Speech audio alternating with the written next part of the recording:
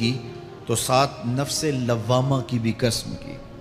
قسم تو کوئی بھی کرے تو سننے والا متوجہ ہوتا ہے کہ یہ جو قسم کی جا رہی ہے تو یہ کسی عنوان کی اہمیت کو بیان کرنا مقصود ہے۔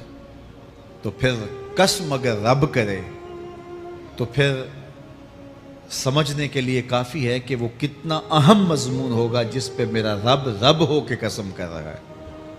تو قیامت پر اللہ تعالیٰ قسم فرما رہا ہے تاکہ اس کا قسم فرمانا اہل عقل کے لیے کافی ہو کہ اس کے اس بات کے لیے اس سے بڑی کیا دلیل ہو سکتی ہے کہ میرا رب اس پہ قسم کر رہا ہے۔ اَيَحْسَبُ الْإِنسَانُ أَن لَّن نَّجْمَعَ عِظَامَهُ، اللہ تعالیٰ ارشاد فرماتا ہے کہ کیا آدمی یہ سمجھتا ہے کہ ہم ہرگز اس کی ہڈیاں جمع نہیں فرمائیں گے؟ یہ ایک کافر تھا، عدی بن ربیعہ، یہ مراد ہے یہاں انسان سے۔ ایک روایت کے مطابق ابو جہل بن ہشام مراد ہے۔ تو یہ ابو جہل یا عدی بن ربیعہ یہ کہتے تھے کہ کیا ہڈیوں کو دوبارہ جوڑا جائے گا، دوبارہ ان کو جمع کیا جائے گا؟ یہ نہیں ہو سکتا، قیامت نہیں آ سکتی۔ وہ کہتے تھے یہ جہاں ہے بس ختم ہو جائے گا کام تمام، لہٰذا جو عزت پانی ہے، جو لذت حاصل کرنی ہے، جو عیش و عشرت کرنی ہے، جو کچھ کرنا ہے اسی جہان میں کر لو۔ آج کل بہت سارے لوگوں کا رویہ بھی یہی ہے کہ بس ٹھیک ہے، یہ دنیا ہی سب کچھ ہے، آخرت بس ایک اعتقاد کی حد تک ذہن کے کسی گوشے میں ہے، 2 لمحوں کے لیے خیال آیا تو رک گئے، پھر اپنی وہی ڈگر کی زندگی۔ لیکن آخرت جب تیقن کی اس منزل تک پہنچ جائے پھر انسان کے اعمال کے اندر خود بخود جو ہے وہ نظم پیدا ہو جاتا ہے کہ چونکہ میں اللہ کے حضور پیش ہونا ہے اور ایک ایک عمل کا میں نے حساب دینا ہے۔ تو آخرت کے بارے میں یقین کی کمزوری انسان کو جو ہے وہ گناہوں کی دلدل میں پھنسا دیتی ہے۔ اس لیے آخرت کا یقین یہ بہت ضروری ہے تاکہ ہماری زندگی میں نظم پیدا ہو اور ہم اللہ کے حضور جھکنے والے، اس کے شکر گزار بندے، اس کی اتباع کرنے والے بنے۔ تو اب وہ کافر کہتے تھے ابن ربیعہ یا ابو جہل کہ یہ جو ہڈیاں ہیں ان ہڈیوں کو کیسے دوبارہ زندہ کیا جائے گا۔ نضر بن حارث ایک کافر تھا، وہ کہیں سے قبرستان سے پرانی ہڈی اٹھا لایا اور وہ اتنی بوسیدہ تھی کہ ہاتھ کے لمس سے ٹوٹ ٹوٹ کے گرتی تھی، اور حضور کے پاس آ کھڑا ہوا اور آ کے کہنے لگا کہ کیا ان ہڈیوں کو دوبارہ زندہ کیا جائے گا؟ کون ہے ان کو جو دوبارہ زندہ کرے؟ اور 7 ہڈی توڑتا ہے اور اس کے ریزے زمین پہ گرتے ہیں۔ تو حضور علیہ السلام نے اللہ کی جانب سے اس کا جواب دیا۔ ذرا قرآن پڑھیے، سورہ یاسین کا آخری رکوع ہے، وَضَرَبَ لَنَا مَثَلًا وَنَسِیَ خَلْقَهُ قَالَ مَن يُحْیِی الْعِظَامَ وَهِیَ رَمِیمٌ۔ اب وہ باتیں کرنے لگ گیا ہے، اس کی زبان بولنے لگی ہے، اب کہاوتیں ہمارے لیے لاتا ہے، اور کیا کہتا ہے؟ مَن يُحْیِی الْعِظَامَ وَهِیَ رَمِیمٌ، ان ہڈیوں کو کون زندہ کرے گا جبکہ اتنی بوسیدہ ہو گئی ہیں۔ تو یہ نضر بن حارث حضور کے سامنے ہڈی لایا تھا اور توڑتا تھا اور کہتا تھا یہ ہڈیاں زندہ ہوں گی، ان ہڈیوں کو دوبارہ اٹھایا جائے گا جو اتنی بوسیدہ ہو گئی ہیں کہ ہاتھوں کا لمس بھی گوارا نہیں کرتی، اس کو دوبارہ زندہ کیا جائے گا، کون زندہ کرے گا؟ جواب سنو، قُلْ يُحْيِيهَا الَّذِي أَنشَأَهَا أَوَّلَ مَرَّةٍ، اے محبوب فرما دیجئے اب تو ہڈیاں موجود ہیں، جب ہڈیاں بھی نہیں تھیں تو جس رب نے انسان بنایا ہڈیوں کو جوڑ کے نہیں بنا سکتا۔ اب تو میٹیریل موجود ہے جب میٹیریل بھی موجود نہیں تھا۔ هَلْ أَتَىٰ عَلَى الْإِنسَانِ حِینٌ مِّنَ الدَّهْرِ لَمْ يَکُنْ شَیْئًا مَّذْکُورًا، انسان پر وہ وقت بھی آیا ہے جب یہ قابل ذکر چیز ہی نہیں تھا، اس کا نقشہ نہیں تھا، اس کی صورت نہیں تھی، اس کا میٹیریل نہیں تھا، اس کا مادہ نہیں تھا، لیکن جس نے حضرت انسان بنایا، پانی کی بوند سے تخلیق کیا، تو اب کیا وہ ہڈیوں کو جوڑ کر انسان نہیں بنا سکتا؟ تو یہ کفار بات کرتے تھے کہ نہیں نہیں نہیں، اتنی بوسیدہ ہڈیوں کو کیسے زندہ کیا جائے گا، یہ بات سمجھ میں نہیں آتی۔ پھر ان کے ذرے بکھر گئے، بعض انسانوں کو جانور چیڑ پھاڑ کے کھا گئے، کچھ وہ کھا گئے، کچھ ہڈیاں پڑی رہ گئیں، کچھ ان کی ہڈیاں راکھ بن کے اڑ گئیں۔ تو کیسے ہو سکتا ہے کہ ان کو دوبارہ زندہ کیا جائے، ان کے اجزاء جوڑے جائیں؟ اب یہ عدی بن ربیعہ نے بھی یہی کہا۔ اللہ ارشاد فرماتا یحسب الانسان ان لن نجمع عظامہ، یہ آدمی گمان کرتا ہے، کہتا ہے کیا ہڈیوں کو دوبارہ زندہ کیا جائے گا؟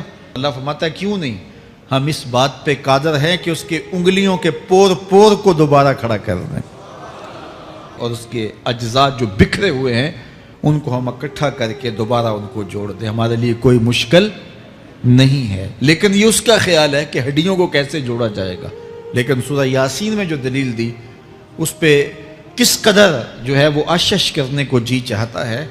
فرمایا کہ کل یحییھا الذی انشأھا اول مرہ، یہ کہتے ہیں یہ ہڈیاں کون جوڑے گا؟ کہا جب ہڈیاں بھی نہیں تھی، جس نے ہڈیاں بنائی اس کے لیے جوڑنا کیا مشکل ہے؟ تو یہ عجیب تم نے بات کی۔ تو اللہ تعالیٰ جل شانہ قیامت کے دن ہمارے وجود دوبارہ اٹھائے گا اور اپنے حضور بندوں کو کھڑا کرے گا اور ان سے سوال پوچھے گا۔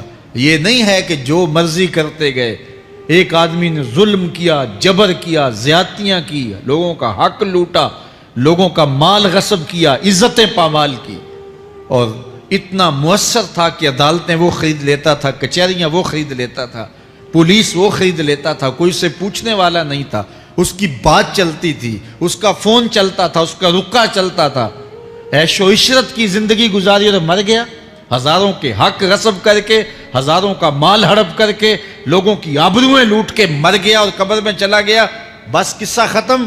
اب نہ وہ اٹھے گا، نہ اس سے حساب لیا جائے گا، تو پھر انصاف کہاں گیا؟ ایک عدالت ایسی ہونی چاہیے کہ جس عدالت میں اس کو بھی پکڑا جائے اور ٹکٹکی پہ باندھا جائے کہ دنیا پر تو کسی نے تجھے پکڑا نہیں، آ اس عدالت میں تیرے خلاف سلطانی گواہ بھی موجود ہیں اور تجھے گناہوں کا، جرم کا بدلہ بھی دیا جائے گا، اور منصف جو ہے وہ انصاف کرے اور ان مظلوموں کو کھڑا کیا جائے کہ دنیا پر تو تمہاری داد رسی کسی نے کی، اس دربار میں تمہاری پوری پوری داد رسی کی جائے گی۔ عقل مانتی ہے کہ ایک ایسا دربار ہونا چاہیے، ایسا احتسابی عمل ہونا چاہیے، ایک ایسی عدالت لگنی چاہیے کہ جس کا کہیں جسے انصاف نہیں ملا اس کو وہاں جا کے انصاف ملے، اور وہ دن قیامت کا دن ہے۔ اس کا یقین زندگی میں نظم پیدا کر دیتا ہے اور تھر تھر بدن کانپتا ہے کہ آج اگر ہم مؤثر بھی ہو جائیں اور کسی کے سامنے جواب دہ نہ ہوں، لیکن ایک عدالت تو ہے جہاں ہم نے جواب دہ ہونا ہے اور اپنے ایک ایک عمل کا حساب دینا ہے۔ تو اللہ ارشاد فرماتا ہے کہ اس عدالت کے سامنے تم نے پیش ہونا ہے، تمہارے جوڑ جوڑ کو اللہ تعالیٰ دوبارہ کھڑا کرے گا اور اس کو دوبارہ تخلیق کرے گا اور پیدا کرے گا، اور تم دوبارہ کھڑے ہو جاؤ گے، اس کے حضور پیش ہوگے۔ بل یرید الانسان لیفجر امامہ، بلکہ آدمی چاہتا ہے کہ اس کی نگاہ کے سامنے بدی کرے۔ استغفر اللہ۔ یہ ایک ظالم کافر تھا، وہ حضور کی خدمت میں آیا، کہنے لگا میں نہیں مانتا قیامت آئے گی۔ حضور نے اس کو دلائل دیے، تو جب دلائل کے سامنے بے بس ہو گیا تو کہنے لگا کہ جس قیامت کی آپ بات کرتے ہیں وہ قیامت آ بھی گئی تو میں نہیں مانوں گا۔ اللہ اکبر۔ تو وہ انکار کرنے والوں کی انتہا ہوتی ہے، اور ذرا دیکھیے وہ کیا بول رہا ہے، بل یرید الانسان لیفجر امامہ۔ اس کی سرکشی دیکھیے، اس کا تمرد دیکھیے۔ وہ کہتا ہے اچھا اگر قیامت قائم ہوئی تو یہ گناہ، یہ جرم، یہ بدی، یہ بدکاریاں، یہ ظلم جو میں کرتا ہوں، یہ بدکاریاں رب کے سامنے کروں گا۔ کیسی ڈٹائی ہے، مذاق اڑاتا ہے، تمسخر اڑاتا ہے آخرت کا۔ کہتا ہے جو بدیوں کا کاروبار میں نے گرم کیا ہے، جو بدکاریاں میری زندگی کا معمول ہیں، جو دادے عیش دیتا ہوں، جو عزتوں کو پامال کرتا ہوں، جو غریبوں کے پنجے توڑتا ہوں، جو لوگوں کا حق غصب کرتا ہوں، جو برائیاں کرتا ہوں، اگر قیامت قائم بھی ہو گئی تو میں یہ سارے جرم رب کے سامنے کروں گا، پھر وہ مجھے پکڑ کے دکھائے۔ اللہ اکبر۔ یسأل ایان یوم القیامہ، پھر پوچھتا ہے اچھا قیامت کب آئے گی؟ یہ تمسخر کے طور پہ پوچھتا ہے، لاؤ نہ قیامت، کب آئے گی قیامت؟ میں جرم رب کے سامنے کرنا چاہتا ہوں۔ اللہ اکبر۔ اب جواب سنیے۔ اب لفظوں کا ترجمہ اس زور سے کیا ہی نہیں جا سکتا جس زور کے لفظ ہیں۔ وہ کہتا ہے قیامت کب آئے گی؟ میں تو یہ جرم رب کے سامنے کرنا چاہتا ہوں، کوئی قیامت نہیں ہے، مذاق اڑاتا ہے۔ قیامت کب آئے گی؟ آواز آئی، فَإِذَا بَرِقَ الْبَصَرُ وَخَسَفَ الْقَمَرُ وَجُمِعَ الشَّمْسُ وَالْقَمَرُ۔ جب قیامت آئے گی تو آنکھیں چندھیا جائیں گے، چاند بے نور ہو جائے گا، سورج اور چاند اکٹھے ہو جائیں گے۔ یقول الانسان یومئذ این المفر۔ آج جو کہتا ہے کہاں ہے قیامت، اس دن بھاگتا پھرے گا، کوئی پناہ گاہ ہو بتاؤ، کوئی ہے ٹھکانہ چھپنے کا، کوئی پناہ گاہ ہے؟ کلا لا وزر، آواز آئے گی کوئی ٹھکانہ نہیں ہے، آج کوئی ٹھکانہ نہیں ہے۔ الی ربک یومئذ المستقر، اگر ٹھکانہ ہے تو صرف رب کے پاس ہے، انہیں ٹھکانہ ملے گا جو رب کے بندے ہیں اور اس کی دہلیز پہ آنے والے ہیں۔ یُنَبَّأُ الْإِنسَانُ یومئذ بما قدم وأخر، اللہ تعالیٰ اس دن بتا دے گا جو آگے بھیجا اور وہ بھی بتا دے گا جو پیچھے چھوڑا، ایک ایک چیز تشت ازبام ہو جائے گی۔ یوم تبلی السرائر فما لہ من قوت ولا ناصر، اللہ فرماتا سارے راز کھل جائیں گے، جو بند کمروں میں جرم کیے، داد عیش دیتا رہا، وہ بھی کھل جائیں گے، اور پھر کوئی طاقت نہیں ہوگی، کوئی زور نہیں ہوگا، کوئی زر نہیں ہوگا جو اس کو بے نقاب ہونے سے بچا سکے۔ اے داور حشر میرا نامہ اعمال نہ پوچھ، اس میں کئی پردہ نشینوں کے بھی نام آتے ہیں۔ تو وہ کتنا سخت دن ہوگا۔ ارشاد فرمایا جائے گا کہ جو آگے بھیجا، جو پیچھے چھوڑا، جو جرم کرتا رہا، جو نیکیاں کی، جو برائیاں کی، سب کچھ تشت ازبام ہو جائے گا۔ بل الانسان علی نفسہ بصیرہ، بلکہ آدمی خود اپنے حال پر اچھی طرح خود آگاہ ہے۔ ہم اسے نامہ اعمال کے دفتر دیں گے جہاں سب کچھ لکھا ہوگا۔ قرآن بتاتا جب نامہ اعمال سامنے آئے گا تو وہ بے ساختہ پکار اٹھے گا، ما لہذا الکتاب لا یغادر صغیرۃ ولا کبیرۃ الا احصاها، ہائے اس کتاب کو کیا ہوا، اس نے چھوٹی بڑی کوئی بات نہیں چھوڑی، سب کچھ لکھ دیا۔ نامہ اعمال سامنے ہوگے، زمین بولے گی، ہاتھ پاؤں بولیں گے، فرشتے بولیں گے، کرامن کاتبین بتائیں گے یہ کیا کیا جرم کرتا رہا، کیا کیا گناہ کرتا رہا۔ تو اس دن ہر شے سامنے آ جائے گی۔ تو یہ تو ثبوت ہوں گے ہی ہوں گے، لیکن اللہ فرماتا ہے ثبوت تو اپنی جگہ، لیکن بل الانسان علی نفسہ بصیرہ، کیا انسان کو خود نہیں پتا کہ وہ کہاں کھڑا ہے؟ اس کو اپنے جرائم کی فہرست خود یاد ہے، اس کے ضمیر پہ خود اس کا بوجھ موجود ہے۔ اسے یہ نامہ اعمال نہ بتاتے، فرشتے نہ بتاتے، پھر بھی اسے پتا تھا کہ میں کیا ہوں اور کہاں میں نے جرم کیا ہے۔ وَلَوْ أَلْقَى مَعَاذِيرَهُ، اللہ اکبر، اگر اس کے پاس جتنے بہانے ہوں سب لا ڈالے، جب بھی کوئی اس کا بہانہ نہیں سنا جائے گا۔ قیامت کا دن ہوگا، دنیا کے اوپر تو بہانوں سے انسان بچ نکلتا ہے۔ کوئی جھوٹ بول لیا، کوئی جھوٹا گواہ پیش کر دیا، کوئی مکر کر لیا، کوئی رشوت چل گئی، کوئی سفارش کام آ گئی، کوئی بہانہ تراش لیا، بات کو توڑ موڑ کے پیش کر لیا۔ لیکن قیامت کا جب دن ہوگا تو کوئی نہ جھوٹا گواہ چلے گا، نہ رب کی پولیس رشوت لیتی ہے، نہ وہاں انصاف کے خلاف کوئی کام ہوگا، اور نہ ہی کوئی بہانہ چل سکے گا۔ اللہ اکبر۔ دوسری بات مفسرین نے یہ بھی لکھی کہ بعض اوقات یہ ہوتا ہے کہ انسان اپنے گناہ پر، اپنے جرم پر کوئی بہانہ تلاش کر کے لوگوں کو مطمئن کر لیتا ہے۔ جو اس نے جرم کیا، کسی سے زیادتی کی، کسی کا حق غصب کیا، تو لوگوں نے ملامت کی تو وہ کوئی بہانہ تلاشتا ہے اور لوگوں کو مطمئن کر لیتا ہے۔ بعض اوقات لاجواب کر دیتا ہے، بعض اوقات مطمئن بھی کر لیتا ہے۔ وہ لوگوں کو تو مطمئن کر لیتا ہے لیکن وہ خود مطمئن نہیں ہو سکتا۔ جس نے جرم کیا ہوتا ہے، جرم اس کو اندر سے ڈستا رہتا ہے، اس کا ضمیر اس کو ٹھوکریں مارتا رہتا ہے، اندر کی بے چینی اسے تنگ کرتی رہتی ہے، اگرچہ وہ دلائل سے، مکر و فریب سے، باتوں کو توڑ موڑ کے عذر کر لیتا ہے، کوئی بہانہ بنا لیتا ہے، لیکن اس کے باوجود اس کے اندر کوئی چین، اندر کوئی اطمینان نہیں ہوتا۔ اللہ اکبر! تو مجرم بے چین رہتا ہے۔ آج ہماری بے چینیوں کا ایک سبب ہمارا مالک کی دہلیز سے منہ موڑنا اور بہت سارے دیدہ نادیدہ گناہوں کا ارتکاب کرنا ہے۔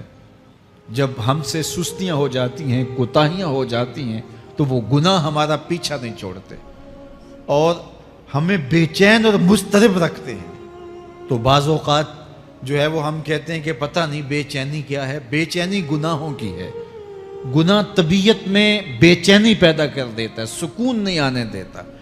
اطمینان کی دولت چھن جاتی ہے جب کوئی شخص گناہ کرتا ہے، اور یہ لازمی نہیں ہے کہ وہ کسی کا حق غصب کرے، اس نے کسی کی عزت ہی پامال کی ہو، اس نے کسی کی آبرو پہ حملہ کیا ہو۔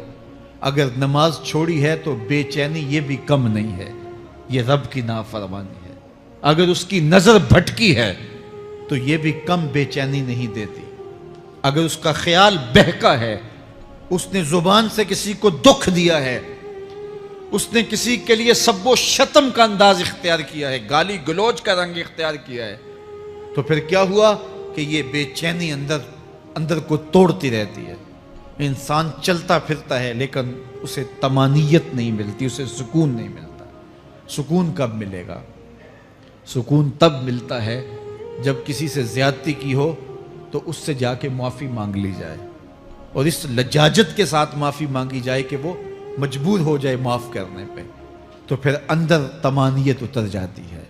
اگر رب کی نافرمانیاں کی ہیں تو لیلۃ القدر کے دامن میں اس سے معافی مانگ لو، اتنی لجاجت سے معافی مانگو، اس قدر رو کے معافی مانگو، ترلے منت پہ اتر آؤ، ہاتھ جوڑو، آنسو بہاؤ، چیخو، چلاؤ، رو، اس کی دہلیز سے لپٹ جاؤ، اس سے اپنے گناہوں کی معذرت کرو۔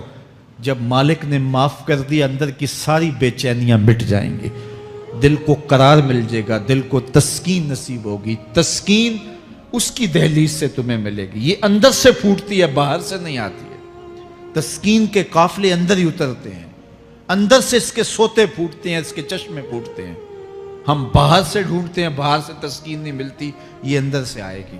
اس لیے اس دل کے اوپر لگے ہوئے میل کچیل کو، غلاظت کو دور کر لو اور کھرچ دو دل کے اوپر پڑے ہوئے جتنے بھی زنگ ہیں، تو پھر نتیجہ کیا ہوگا؟ دل ستھرا ہوگا، مصفہ ہوگا، مزکا ہوگا، تو پھر دل پر نور ہوگا، تو پھر آپ کو زندگی گزارنے کا لطف اور سرور اور مزہ آنے لگ جائے گا۔ تو انسان جب دلیلیں تراشتا ہے، اس سے بعض اوقات اپنے آپ کو بھی مطمئن کرنے کی کوشش کرتا ہے، اوروں کو بھی مطمئن کر لیتا ہے، لیکن حقیقت میں اطمینان نہیں ہوتا، وہ بے چینی ہوتی ہے۔ تو اللہ تعالیٰ جل شانہ اس کہانی کو بیان کرتے ہوئے ایک اور مضمون کو بیان کیا، اور یہ بالکل درمیان میں جملہ معترضہ کے طور پہ جو ہے وہ نظر آ رہا ہے کہ بات تو چل رہی ہے، تو اچانک اللہ اپنے محبوب سے مخاطبہ فرماتا ہے، کیا ارشاد کرتا ہے؟ لا تحرک بہ لسانک لتعجل بہ۔ تو یہ اچانک بات کیوں آ گئی؟ اصل بات یہ تھی کہ جب وحی نازل ہوتی تو آقا کریم علیہ السلام ہمہ تن گوش ہو کے اس وحی کو سنتے، پھر اس کو محفوظ کرنے کی فکر ہوتی کہ جو میں نے سنا ہے وہ اچھی طرح مجھے یاد ہو جائے، اور پھر آقا کریم علیہ السلام کی تیسری فکر یہ ہوتی کہ اس کے جو معارف ہیں، اسرار ہیں، اور اس کے جو ثمرات ہیں، اس کی جو تفصیلات اور نکلنے والے اس کے نتائج ہیں، وہ بھی اچھی طرح جو ہے وہ میں سمجھ پاؤں۔ تو یہ تین مشقتیں بیک وقت حضور گوارا کر رہے ہوتے۔ اب قیامت کا ہولناک منظر جو پیش کیا گیا، اور پھر انسان جب اپنے رب کی نافرمانی کرتا ہے تو جو اس کا حال ہوتا ہے، تو یہ سارے مضامین کو اللہ کے محبوب سن رہے تھے۔ حضور کے قلب اطہر پر گرانی آئی، اور میرے رب کو کیسے گوارا تھا۔ جو حضور سن رہے تھے جلدی جلدی اس کو زبان پہ لانا چاہ رہے تھے تاکہ وہ اچھی طرح ازبر ہو جائے، لیکن اللہ نے محبوب کی اس مشقت کو دیکھا تو فرمایا لا تحرک بہ لسانک لتعجل بہ۔ محبوب آپ اپنی زبان کو جنبش نہ دیں، آپ جلدی کرتے ہیں تاکہ وہ جو میں نے سنا ہے وہ میری زبان پہ آ جائے۔ ان علینا جمعہ و قرآن، یہ ہمارے اوپر ہے، ہم آپ کے دل میں جمع بھی کریں گے، جو آپ کو سکھایا ہے وہ آپ کو یاد بھی رہے گا، وہ آپ بھول نہیں سکیں گے۔ فَإِذَا قَرَأْنَاهُ فَاتَّبِعْ قُرْآنَهُ، اور جب ہم پڑھ لیں تو پھر اس کے بعد آپ اس کو دہرائیں پڑھیں۔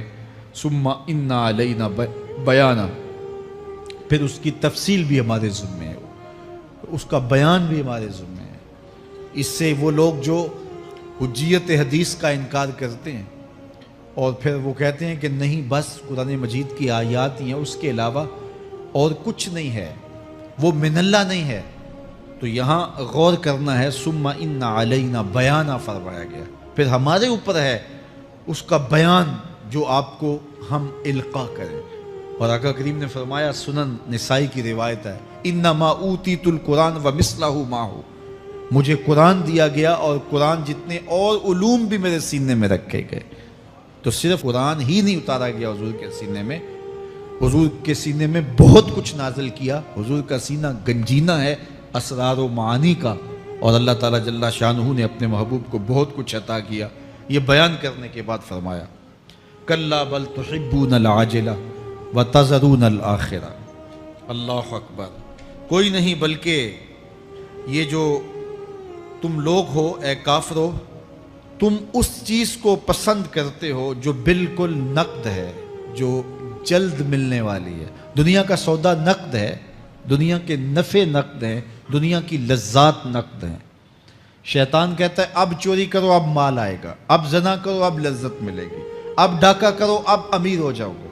تو دنیا کے سودے نقد ہیں اور آخرت کے وعدے ادھار ہیں۔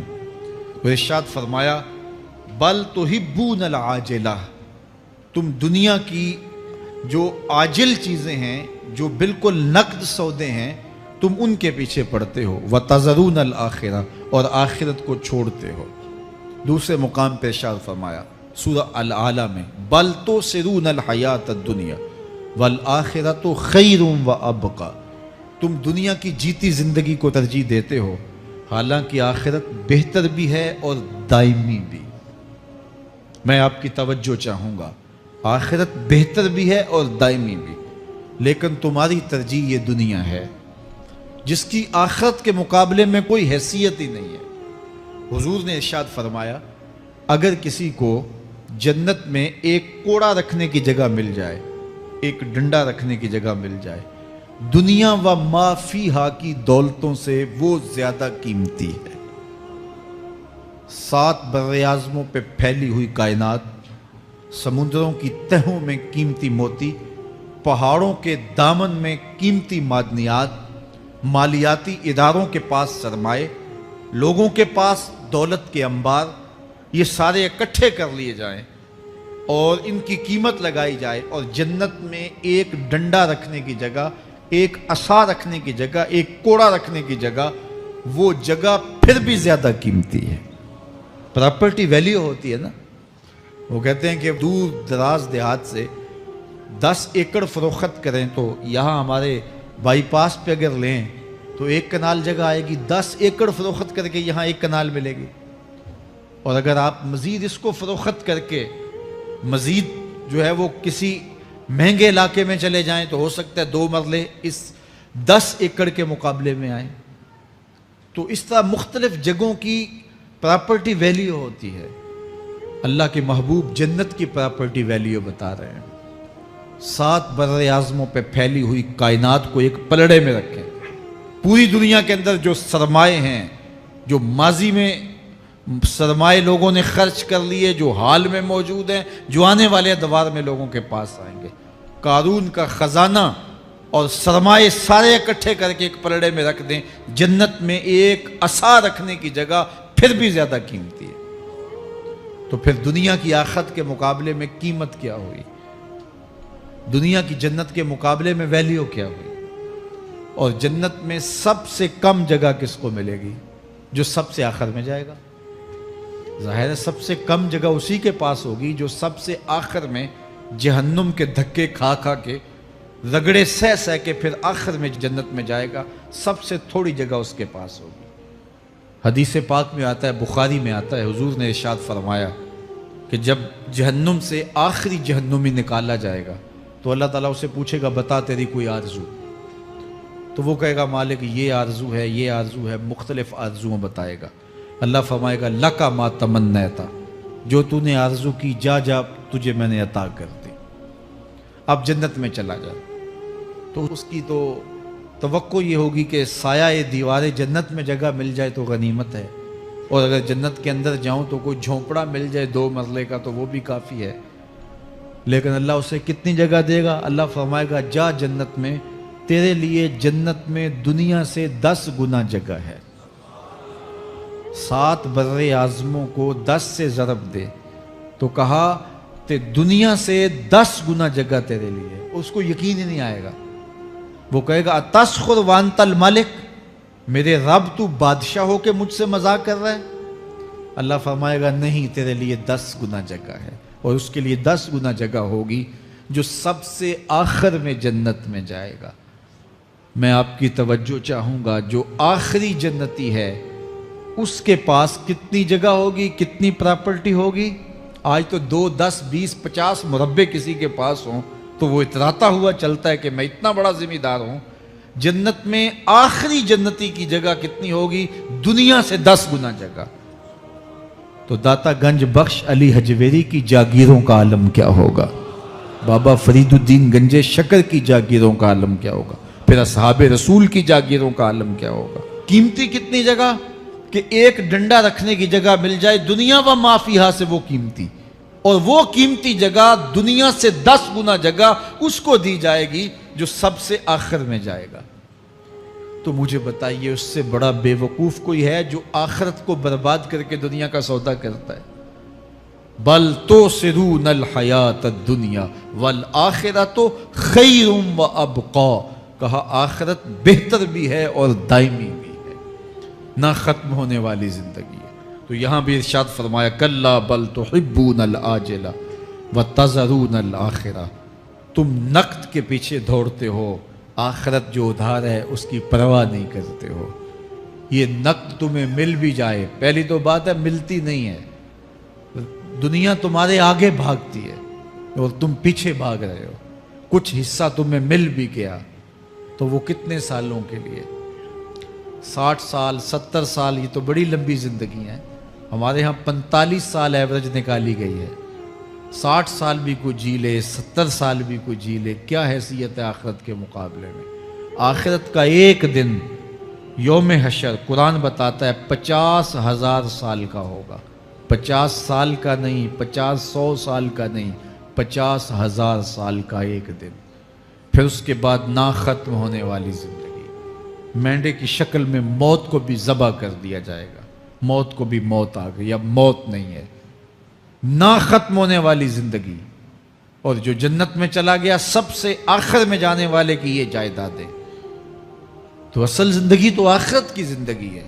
کلا بل تحبون العاجلہ وتذرون الآخرہ، یہ تو ایک سودا ہے۔ اب اللہ تعالیٰ ایک اور چیز بتا رہا ہے، ذرا غور کیجئے۔ دنیا کی محبت دل میں ایسی پیدا ہو گئی کہ ہمیں سال کے بعد ماہ سیام میں مسجد میں آنا نصیب ہوتا ہے، اور ہم اپنی ہی دنیا میں مگن ہیں کہ یہی دنیا سب کچھ ہے۔ یہ کائنات بھی دیکھو، میرا رب بیان کر رہا ہے وجوہ یومئذ ناظرہ الی ربہا ناظرہ۔ وہ دن جب آئے گا تو جب بندے اس کے حضور حاضر ہوں گے جنہوں نے اپنی زندگی حزم و احتیاط سے گزاری ہوگی، رب کی اتباع میں، فرما برداری میں، اس کے حکموں کو پورے کرتے بسر کی ہوگی، پھر ان کو صلہ کیا ہوگا؟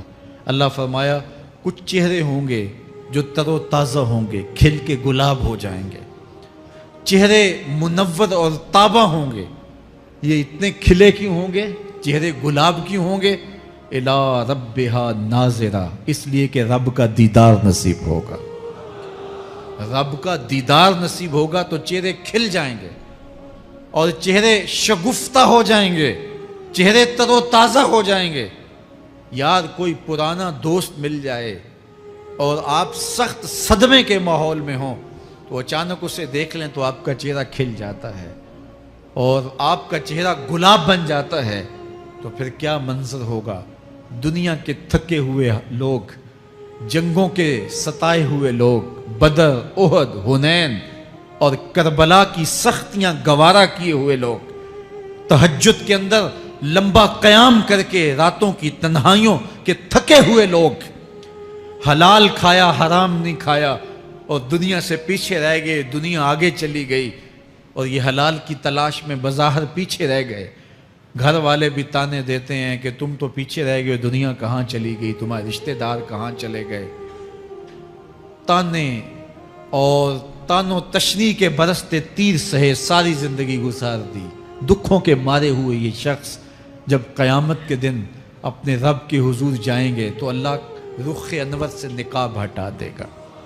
फिर क्या होगा? अल्लाह का दीदार होगा तो ये चेहरे खिल जाएंगे, सारी थकन उतर जाएगी, जन्म जन्म की सारी थकन उतर जाएगी और चेहरे शगुफ्ता गुलाब बन जाएंगे।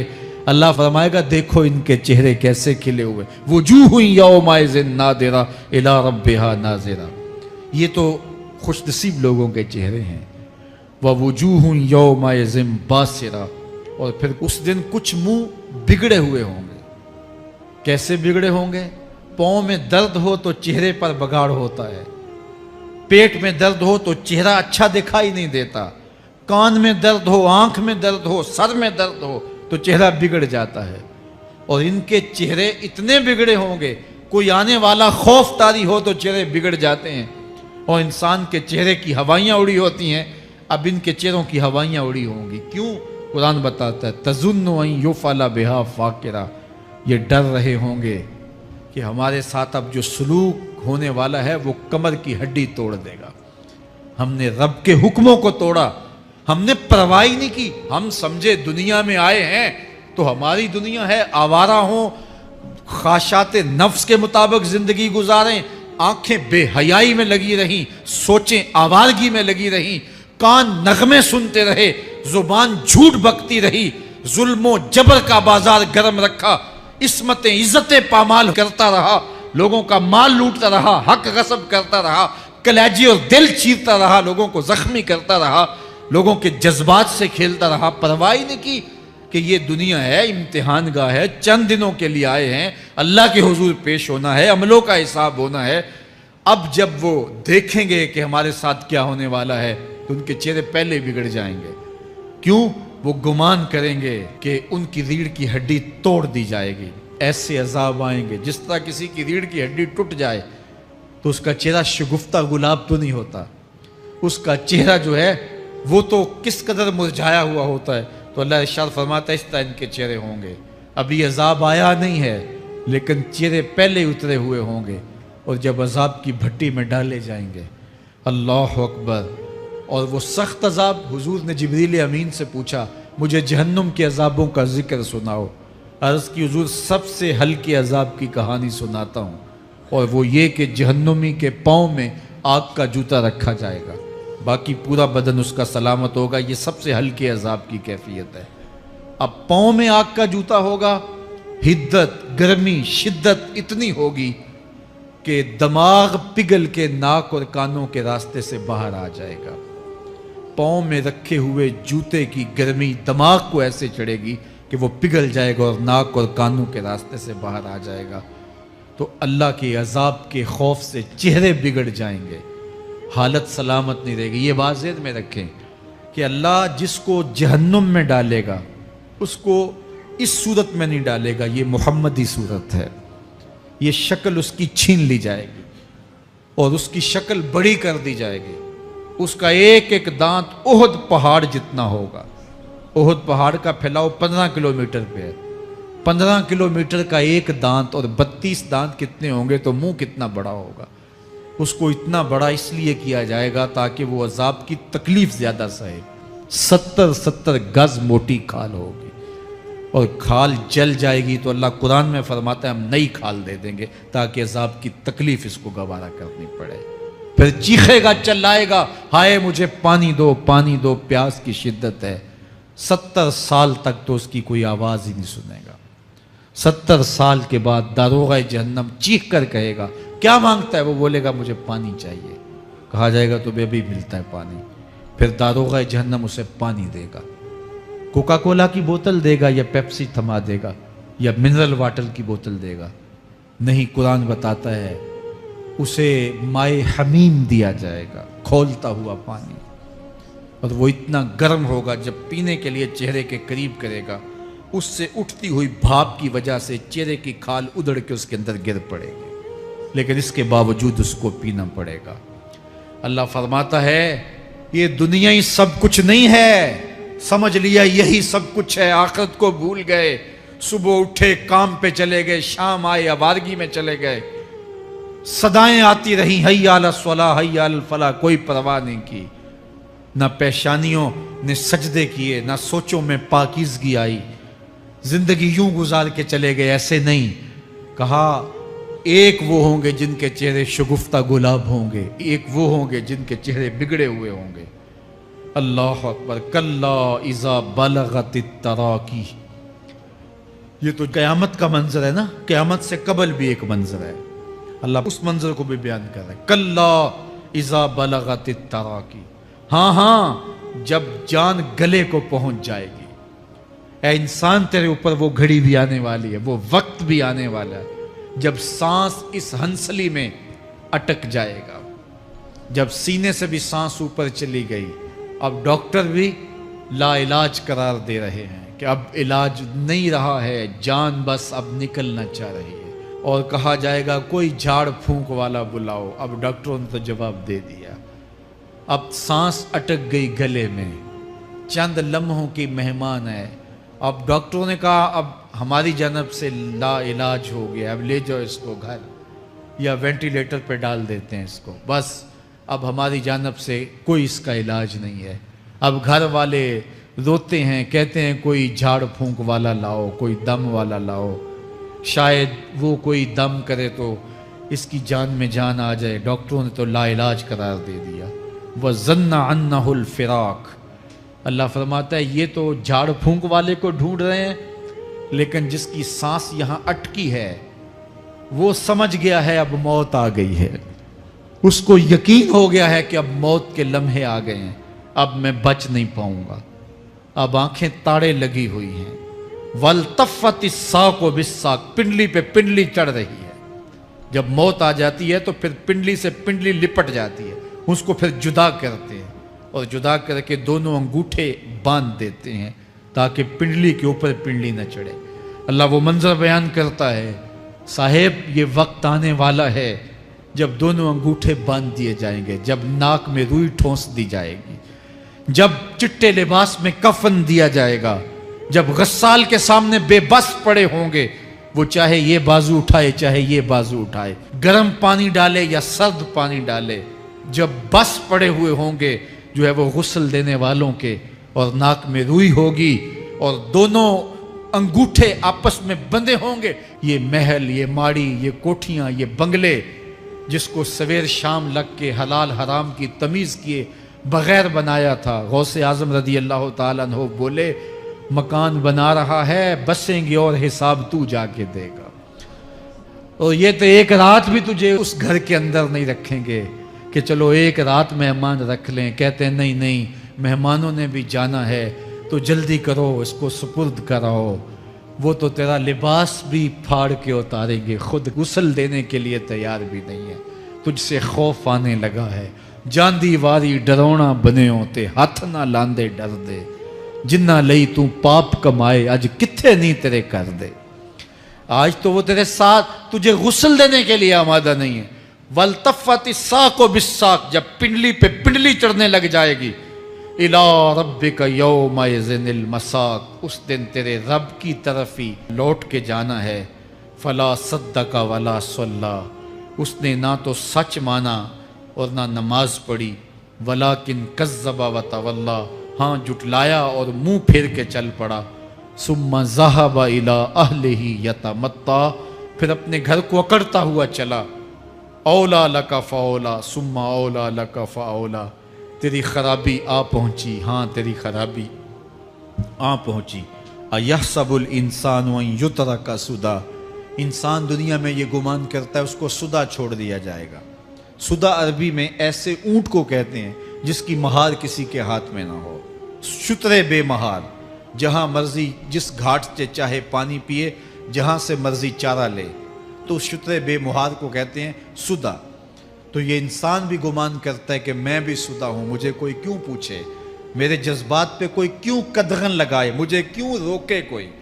بالخصوص جوانی کے ایام کے اندر جوان کو بڑا ہوتا ہے کہ کوئی مجھے کیوں، وہ تو ماں باپ کے کہنے میں بھی نہیں آنا چاہتا، وہ کہتا ہے کیوں مجھے روکتے ہیں، میری جوانی ہے، میرے جذبات ہیں، مجھے آزادی سے جینے دو، کیوں میرے راستے میں رکاوٹ بنتے ہو، میں سدا ہوں۔ اللہ فرماتا ہے نہیں، ایک اونٹ تو سدا ہو سکتا ہے، جس کو میں نے اشرف المخلوقات بنایا ہے اس کو تو سدا نہیں چھوڑوں گا، اس کو تو پابند بناؤں گا حکام کا۔ اب وہ کہتا ہے کہ نہیں نہیں، یہ کیسے دوبارہ اٹھائے جائیں گے؟ اب دوبارہ وہی بات پھر آ گئی، الم یکن نطفۃ من منی یمنا۔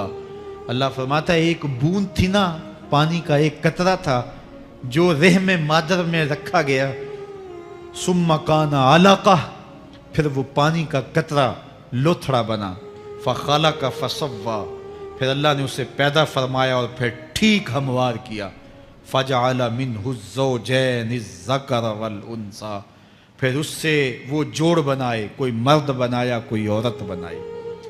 کہا اب غور کر، اب تیری آنکھیں دیکھتی ہیں، بجلیاں چمکتی ہیں، تیری زبان کا طوطی بولتا ہے، لوگ اشش کرتے ہیں تیری گفتگو پہ، تیری گفتار پہ صدقے جاتے ہیں، تیرے لہجے کے جمال کو دیکھتے ہیں، تیرے سینے کا زور، تیرے پنجوں کی طاقت، تیری دماغ کی تیزیاں اور تیری سوچوں کے اجالے، تیری زوردار ٹانگیں، تیرے کڑیل بازو اور تیری چوڑی چھاتی اور تیرے گلاب کی پتیوں جیسے ہونٹ، اے انسان یہ سب کچھ کہاں تراشا گیا؟ ماں کے رحم میں، اس تاریکی میں جو 3 پردوں میں تھی، تیرا سر تیرے گھٹنوں میں تھا، اور تیرے رب نے وہاں تیرے اندر نسوانیت یا رجولیت کی صلاحیتیں پیدا کی، تیری آنکھوں میں چمک پیدا کی، تیرے کانوں میں نغمے بکھیرے، تیری زبان کے پٹھوں پہ قوت ذائقہ رکھی، تجھے بولنے کی صلاحیت دی، تیرے پنجوں میں زور رکھا۔ آج تو مفتی شہر ہے، آج تو علامۃ الدہر ہے، آج تو قاضی القضات ہے، آج تو منسٹر ہے، آج تو وزیر اعظم ہے، آج تو پہلوان ہے، آج تو شہزادہ ہے، آج تو بادشاہ ہے، آج تو زوراور ہے، آج تیری طاقت کے کیا کہنے، آج شیروں کو تو نچا لیتا ہے، ہاتھیوں کو تو بٹھا لیتا ہے، آج تو بڑا زوراور گھڑ سوار ہے، آج تیری طاقت کے کیا کہنے، تو کشتی کرتا ہے، زمانہ دیکھنے آتا ہے، آج تیری طاقت کے شوہرے ہیں، تیری عظمت کے تنتنے ہیں، لیکن انسان تو ایک ناپاک قطرہ تھا اور رحم مادر میں تھا، تیرے اندر یہ رنگ کس نے بھرے، تیرے کانوں میں نغمے کس نے رکھے، تجھے دماغ کی قوتیں کس نے دی، زبان کو بولنا کس نے سکھایا، آنکھوں میں توانائیاں کس نے رکھیں، تیری زبان کا طوطی بولتا ہے، یہ سلیقے کس نے دیے؟ پھر اللہ فرمایا، کتنا زوردار بیان ہے، الیس ذالک بقادر علی ان یحیی الموتى، جو ماں کے پیٹ میں ایک نطفے کو ایک خوبصورت انسان بنا سکتا ہے، ہڈیوں کو جوڑ کے دوبارہ انسان نہیں بنا سکتا؟ کیا وہ دوبارہ تجھے کھڑا نہیں کر سکتا اپنے سامنے پیش ہونے کے لیے، جس کے حکموں کو تو نے توڑا ہے، جس کے فرامین کا تو نے مذاق اڑایا ہے؟ کیا وہ اتنا ہی بے بس ہے کہ اپنے حضور تجھے جو ہے وہ کھڑا ہی نہیں کر سکتا ہے؟ جس رب نے تجھے ماں کے شکم میں شکل دی، حضرت شیخ فرید الدین عطار بولتے ہیں، سانے کزتی سلاتی می شود، ایسا کاریگر ہے مٹی سے بادشاہ بنا ڈالتا ہے۔ اس نے مٹی سے دارا و سکندر بنائے، اس نے مٹی سے جو ہے وہ رستم و سہراب بنائے، اس نے مٹی سے کیا کیا بنا دیا، جو مٹی سے بادشاہ بنا سکتا ہے، جو نطفہ رحم مادر سے جو ہے وہ شکل اور صورت اور رنگ اور جمال بنا دیتا ہے۔ تیری صورت نکھرتی ہے، تیرے ہونٹ گلابی ہیں اور تیری نرگسی آنکھیں ہیں، تیرے ریشمی بال ہیں اور تیری خوبصورت رنگت ہے، تو چال چلتا ہے تو لگتا ہے قیامت چل رہی ہے، تیرا قد رانا جو ہے وہ صنوبر کو شرماتا ہے، تیری گفتار کے تنتنے ہیں، جس نے اتنی خوبصورت شکل ماں کے رحم میں بنائی، کیا وہ ہڈیوں کو جوڑ کے دوبارہ انسان نہیں بنا سکتا؟ وہ دوبارہ انسان بنائے گا اور پھر تجھے اپنے حضور کھڑا کرے گا۔ اور ایک حدیث میں آتا ہے اللہ بندے کو اپنے حضور کھڑا کرنے کے بعد اپنے سامنے سے ہٹنے نہیں دے گا جب تک 5 سوال نہیں پوچھ لے گا۔ ان عمر ہی فیما افنا ہو، اس کی عمر کے بارے میں پوچھے گا کہاں ضائع کی؟ میں نے تجھے زندگی دی 60 سال 70 سال 40 سال 50 سال، اس زندگی کو کہاں گزار کے آیا ہے؟ ان شباب ہی فیما ابلا ہو، اس کی جوانی کے بارے میں پوچھا جائے گا جوانی کہاں گزار کے آیا ہے؟ مجنوں تو نہیں بنا رہا، خواہشات کا اسیر تو نہیں ہو گیا، دیوانوں کی طرح زندگی تو نہیں گزار کے آ گیا؟ تیری جوانی کسی چوک میں تو نہیں گزری، تیری جوانی آوارگی میں تو نہیں گزری، ساری رات سوشل میڈیا کے اوپر گندگی اور غلاستیں تو نہیں دیکھتا رہا؟ تیری زندگی گزری کہاں ہے؟ تیری جوانی گزری کہاں ہے؟ اگر کوئی جواب نہ ہوا تو پھر کیا جواب دے گا؟ اور وہ کتنا خوش نصیب ہوگا جو کہے گا مالک میری جوانی سجدوں میں گزری، میری جوانی قیام میں گزری، میری جوانی رکوع میں گزری۔ میرے حضور فرماتے ہیں سبعۃ یظلھم اللہ فی ظلہ یوم لا ظل الا ظلہ، 7 اشخاص ایسے ہیں قیامت کے دن جب کوئی سایہ نہیں ہوگا اللہ ان 7 کو اپنے عرش کا سایہ دے گا۔ ان میں سے دوسرا شخص میرے حضور نے بیان فرمایا وشاب نشأ فی عبادت اللہ، وہ جوان جس کی جوانی اللہ کی عبادت میں گزری۔ جوانوں اپنی زندگی کو مالک کی دہلیز پہ لے آؤ، جوانی وہی ہے جو مالک کی چوکھٹ پہ گزرے۔ اپنے دل کا تعلق جوڑو، عشق کرنا ہے تو پھر آمنہ کے لال سے کرو، محبت کا رشتہ ان سے جوڑو، تعلق کا ربط ان سے قائم کرو، جوانی کو دین کی راہ پہ ڈالو۔ اللہ اکبر، سنو میرے حضور کا فرمان انا حبیب اللہ، میں اللہ کا حبیب ہوں۔ پھر فرمایا الشاب التائب حبیب اللہ، جو جوان جوانی میں توبہ کرے وہ بھی اللہ کا حبیب ہے۔ آؤ اللہ کے حبیب بن جاؤ، اللہ کے حبیب بن جاؤ، اللہ کے حبیب بن جاؤ، اللہ کے محبوب بن جاؤ۔ لیلۃ القدر کی گھڑیاں ہیں، رات کا پچھلا پہر ہے، اللہ کے حضور یہ عہد کر کے اٹھو مالک جو زندگی گزر گئی آئندہ جوانی کا ایک ایک لمحہ تیرے لیے گزرے گا، جیوں گا تو تیرے لیے، مروں گا تو تیرے لیے۔ میری ایک ایک سانس تیرے نام وقف ہوئی، میری زندگی کی ایک ایک ساتھ تیرے نام وقف ہوئی، میں اپنا سب کچھ تیرے لیے پیش کرتا ہوں۔ میری زندگی کا مالک بھی تو ہے، میری موت و حیات کا خالق اور مالک بھی تو ہے۔ یہ زندگی تو نے دی، تیری امانت ہے، تیرے حضور ہی پیش کرتا ہوں۔ اور لیلۃ القدر کی گھڑیوں میں اس عزم کے ساتھ گھروں کو لوٹو کہ اللہ میری زندگی کا ایک ایک لمحہ تیرے نام ہوا، آنے والے موسم تیرے نام ہوئے، میری جوانی تیرے نام ہوئی، میرے آنسو تیرے نام ہوئے، میری پیشانی تیرے نام ہوئی، میرے دل کی دھڑکن تیرے نام ہوئی، میری صلاحیتیں تیرے نام ہوئی۔ میری زبان بولے گی تو تیری تسبیح بولے گی، تیرے ذکر کے ترانے پڑے گی، میرے کان سنیں گے تو قرآن کے نغمے سنیں گے، میری آنکھیں دیکھیں گی تو مالک تیری قدرت کی نشانیاں دیکھیں گی، تیرے رسول کا روضہ دیکھیں گی، تیرا کعبہ دیکھیں گی۔ مالک میری زبان سچائی کے نور سے مالا مال ہوگی اور میں ساری زندگی تیرے نام کرتا ہوں۔ اور جب آپ اپنی ساری زندگی اللہ کے نام کر دیں گے تو پھر وہ پوری کائنات تمہارے نام کر دے گا۔ کی محمد سے وفا تو نے تو ہم تیرے ہیں، یہ جہاں چیز ہے کیا لوح و قلم تیرے ہیں۔ اللہ آپ سب کو اپنی پناہ میں، امان میں اور حفاظتوں کے حصار میں رکھے۔